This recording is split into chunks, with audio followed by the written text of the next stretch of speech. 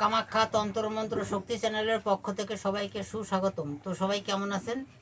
আমি ভরত মণ্ডল। অনেকেই আমার চ্যানেলে এসে চ্যানেল খাইয়ে নেবে, আমি মন্ত্র চুরি করেছি, আমি গুরু সম্মান দিতে জানি না, অনেকেই অনেক উল্টাপাল্টা কথা বলছে। গুরুকে সম্মান কিভাবে দিতে হয় তাহলে পরে আমার বাড়ি আসতে হবে। আর যে ছেলেরা আমারে উল্টাপাল্টা কমেন্ট করতেছে যে গুরু সম্মান দিতে জানে না, আমার চাইতে মনে হয় তোমরা ওনার সঙ্গে বেশি মেশো নেই বা ওনার সঙ্গে বেশি চলাফেরা করো নেই। তো যাই হোক, উনি আমার এই তন্ত্রমন্ত্র জগতের উনি আমার প্রথম গুরুদেব।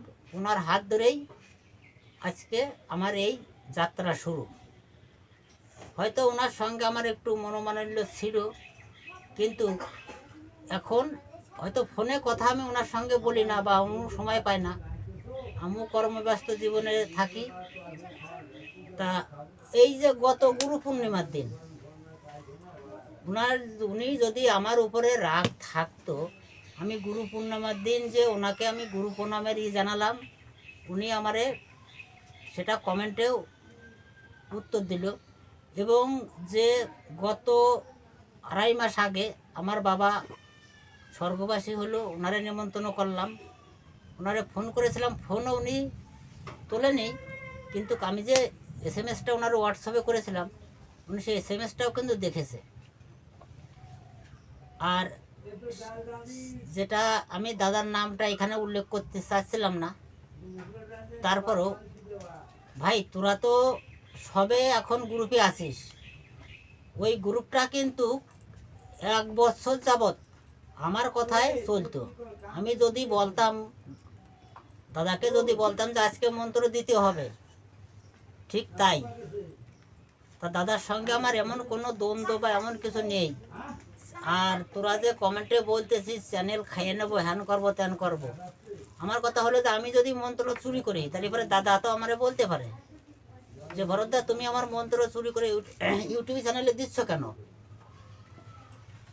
আর যদি তোদের যদি এতই সমস্যা হয় তাহলে তোরা আমার বাড়িতে আয়, আসার পরে যে টাকা পয়সা খরচ হয় আমি দেব। আসে আমার পূর্বপুরুষের খাতার থেকে দেখে যা যে মন্ত্রগুলো কি দাদার থেকে চুরি করে নিয়ে আমি ভিডিও ছেড়েছি না আমার কাছে আছে তার প্রমাণ। আমি আজকে ইউটিউবে চ্যানেলে দেখাতে চাইছিলাম, কিন্তু আমি দেখাবো না। যে যে আসবি আয়। আজও ঘুম থেকে ওঠার পর দাদার প্রণাম করে, দাদার ফটোতে প্রণাম করে এবং রাত্রে শোয়ার সময় দাদার ফটোতে প্রণাম করে যাই। গুরু ভক্তি আমারে শিখাস না, বুঝতে পারলি ভাই? তোরা তো গ্রুপে তো এখন নতুন, আমি ওনার জন্য কিছুই করতে পারিনি, কিন্তু উনি জানে যে ভরতদা আমার জন্য কি কি করেছে। আর আমি যে আমার একটা চ্যানেলে আমার চ্যানেলের ভিডিওয় প্যারালাইজ বানের যে মন্ত্রটার ওইখানে যে গুরুদেবদের কথাগুলো আমি বলেছি, ওটা অরিজিনালি শীতলদার নামে আমি বলিনি, ওটা যাদের বলার ঠিক তাদেরই বলেছি এবং তারাই এই ভিডিওগুলো তারাও দেখছে, কিন্তু তারা সাহস করে কমেন্ট করার ক্ষমতা নেই। আজ অব্দি শীতলদা কি কোনো তান্ত্রিক ক্রিয়ার দীক্ষা দেশে 5,000 10,000 টাকা নিয়ে? কেউ বলতে পারবে? কোনো বাপের বেটা আছে যে শীতল গোস্বামী আমার কাছে 10,000 টাকা নিয়ে দীক্ষা দেশে? আমার জানা নেই। আর আমি জানি দাদা বলেছে যে টাকা দিয়ে কোনোদিন দীক্ষা হয় না, তার নীতি নিয়েই আমি চলি। উনি ব্রাহ্মণের ছেলে, বৈষ্ণব ছেলে, উনি কৃষ্ণ মন্ত্রে দীক্ষা দেয়, এটা আমি জানি।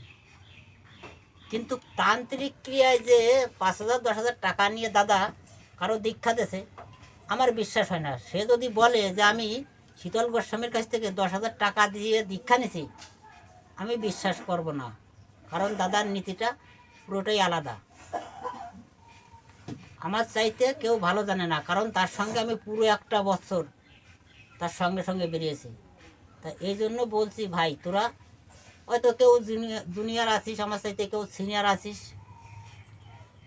মানে এমন কোনোভাবে দাদার সঙ্গে আমার যেটুকুই যে সম্পর্কই আছে এখনও, তোরা তার সঙ্গে আমার ঝামেলা করিস না বা ঝামেলা বাঁধাস না। আমি ঝামেলাটা মোটেই পছন্দ করি না। আর দাদা জানে যে ঝামেলা ভরতদার সঙ্গে করলে পারে ভরতদা কিন্তু ছেড়ে দেওয়ার পাত্র নয়, সেটা দাদা খুব ভালো মতো জানে। তা এই জন্য আমি বলছি, আমি এখন যত সব মন্ত্র দিচ্ছি সবই আমার পূর্বপুরুষের বিদ্যা, আমি অন্য কারো বিদ্যা ব্যবহার করি না। তা এটাই আমি তোদের বোঝাচ্ছি। আর যার নামে যে আমি প্যারালাইজ বান্ডের ভিতরে যার নামে উল্টোপাল্টা বলেছি সেও আমার ভিডিও দেখছে, কিন্তু তার মুখ খোলার মতো ক্ষমতা নেই, কারণ সে ওই রকম 5,000 10,000 করে টাকা নিয়ে নিয়ে মানুষকে টুপি পরাচ্ছে। তা চলো, অনেক কথাগুলো বললাম, হয়তো অনেকেরই ভালো লাগবে না, অনেকে উল্টোপাল্টা কমেন্ট করবে। আমি তো বলেছি কমেন্ট করলে পারে আমি তার বোঝাবো। আমি তোমরা আমার খারাপ ভাষায় গালাগাল দিতে পারো, আমি তোমাদের গালাগাল দেবো না, আমি তোমাদের বুঝাবো। তা চলো, আজকে আমি একটা অর্জুনের বান দেব। এই বানটা আমি নিজে কাজ করেছি। তা অর্জুনের বানটা আমি বলছি, মন দিয়ে শোনো, তারপরে আমি নিয়মকরণটা বলে দেবো। ওং অর্জুন গেলেন কৈলাস শিখরে, শিব আরাধনা করি বসিলেন তপস্যাতে, মারীচির সঙ্গে হলো শিবারণ, মারীচির সঙ্গে হলো শিব রূপ ধারণ। পশুপতি বান দিলেন অর্জুনের হাতে, বান পেয়ে অর্জুন চলিলেন পথে, যা যা যা ধাও সরে যা, অমকের পুত্র অমকের অঙ্গে বাজ, কাহারা দোহাই ব্রহ্মা ঋষির দোহাই। মন্ত্রটা আমি আবার বলছি, মন দিয়ে শোনো। ওম অর্জুন গেলেন কৈলাস শিখরে, শিব আরাধনা করি বসিলেন তপস্যাতে, মারীচির সঙ্গে হলো শিবারণ, মারীচির সঙ্গে হলো শিব রূপ ধারণ। পশুপতি বান দিলেন অর্জুনের হাতে,